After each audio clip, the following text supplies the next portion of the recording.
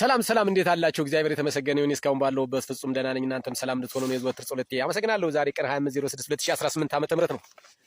ይሄ ቪዲዮ የሚደርሳችሁ ሁሉ በአጠቃላይ ማለት ነው ሼር እንድታረጉት ፈልጋለሁ። ማንም የብልጽግና ደጋፊም ቢሆን እንዲያየው ራሱን እንዲገመግም ምን ያክል ወራዳ እንደሆነ እንዲያውቀው ነው። እና እኔ የምላችሁ ዛሬ ወንድም በወንድሙ ጨከነ። ስምንተኛው ሺህ ደረሰ። አሁን ያለንበት ሰዓት 8ኛው ሺህ ነው። ወንድም በወንድሙ ጨከነ። ምንድነው ካላችሁኝ 150 አህዮች በአህዮች ታሰሩ። አቸፈር ምዕራብ ጎጃም 150 የማህበረሰቡ አህዮች 4 እግር ያላቸው አህዮች በባለ 2 እግር አህዮች ታሰሩ። ወንድም በወንድሙ ጨከነ የሚባለው ይሄ ነው።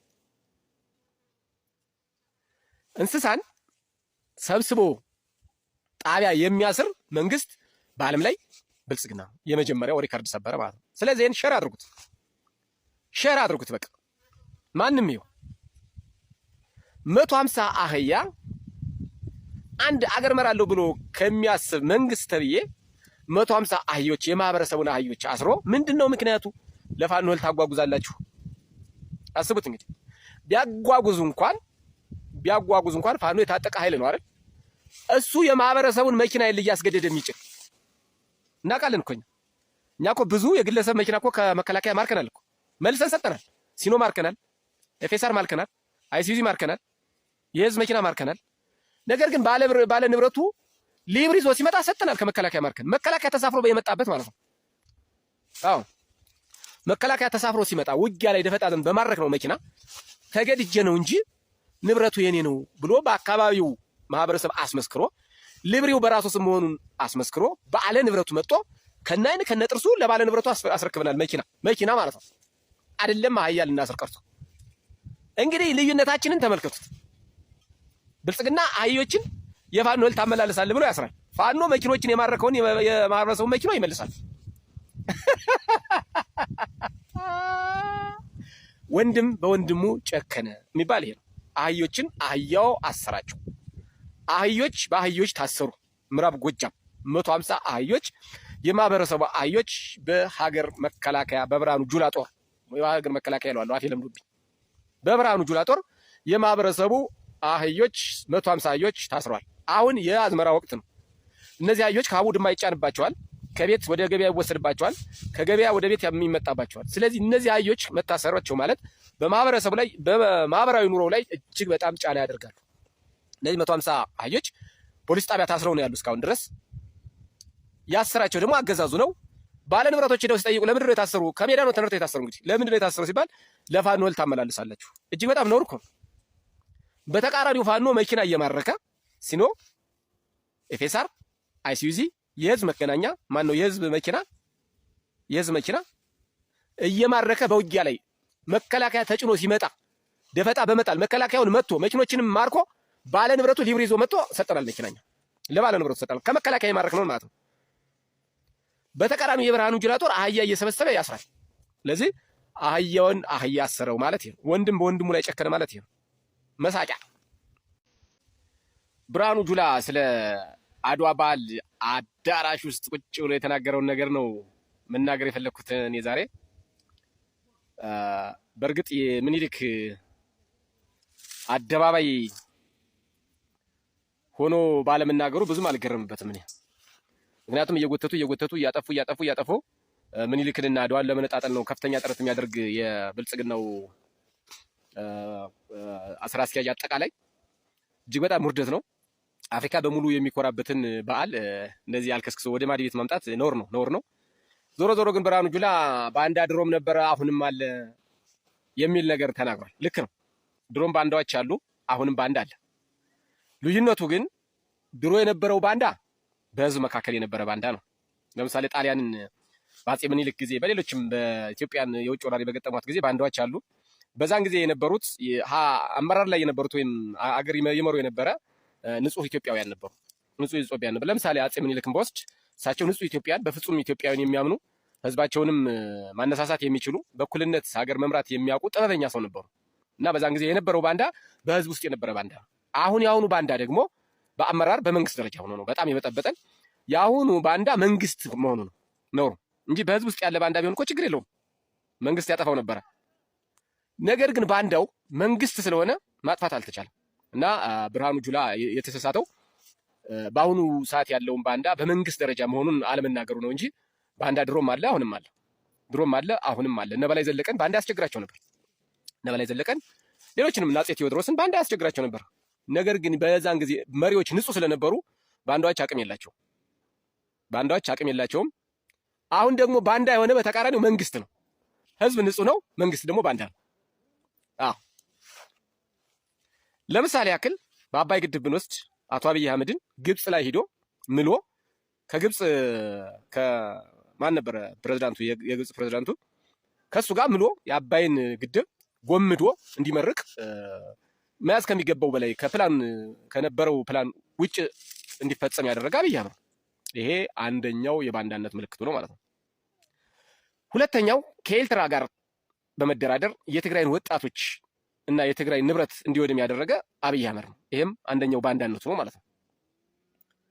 ሌላው ደግሞ ከአረብ ኤሚሬቶች እና ከሳውዲ አረቢያ ድሮንና ሌሎች ተተኳሽ መሳሪያዎችን እየመጣ ህዝብን የሚጨፈጨፍ ባንዳ አብይ አህመድ ነው። እንደው በእኔ አቅም እነዚህ ልዘርዘራቸው እንጂ እና ብዙ ሰዓት ላለመውሰድ ፈልጌ ነው እንጂ የአብይ አህመድ ባንዳነቱ እጅግ በጣም የተጠናከረ ነው። እጅግ በጣም ማለት ነው። ከመሪዎች ጀምሮ ከመሪዎች ማነው ከሱ ተከታዮች ጀምሮ ያሉት አጠቃላይ ባወረድ አጠቃላይ በአሁኑ ሰዓት ኢትዮጵያን የሚመራት ያለ ባንዳ ነው። ስለዚህ ክቡር ሆይ ብርሃኑ ጁላ ክቡርነቱ የተሳሳቱት ድሮ የነበረው ባንዳና አሁን የነበረው ባንዳ ልዩነቱ ድሮ በህዝብ መካከል የነበረ ባንዳ ነው። አሁን ደግሞ መንግስቱ ራሱ ኢትዮጵያን እያስተዳደረ ያለው መንግስት ብልጽግና ማለት ነው። እንደ ብልጽግና ያለ ባንዳ ስለሆነ ብልጽግና ባንዳ ስለሆነ ባንዳን ማጥፋት አልተቻለም ለማለት ፈልጌ ነው። ከዚህ ውጭ እሱ የተናገሩት ከሞላ ጎደል ተቀደሙ እንደመለስለስ ብለዋል። እሱ ከ190% አጥፍተነዋል ያሉት በአሁኑ ሰዓት ትጥቅ እያስፈታ ነው የሰውን ወታደር ትንሽ እንደመለስለስ ብለዋል። እንግዲህ ነገ ቀጻይ ደግሞ እሱ ተማርከው ምርኮኛ ነኝ የሚሉበት ጊዜ ሩቅ አይሆንም። መስከረም ጉድ ሳይሰማ መስከረም አይጠባ ይላል የሀገሬ ሰው። የሀገር መከላከያ ሰራዊት አቸፈር ወረዳ ውስጥ ይቅርታ አቸፈር ወረዳ ይሁን ምን ይሁን እንጃ ስማላ የሚባል አካባቢ የማህበረሰቡን አህያ 150 አህዮችን እስረኛ ናቸው ብሎ አሰረ ይሉኛል።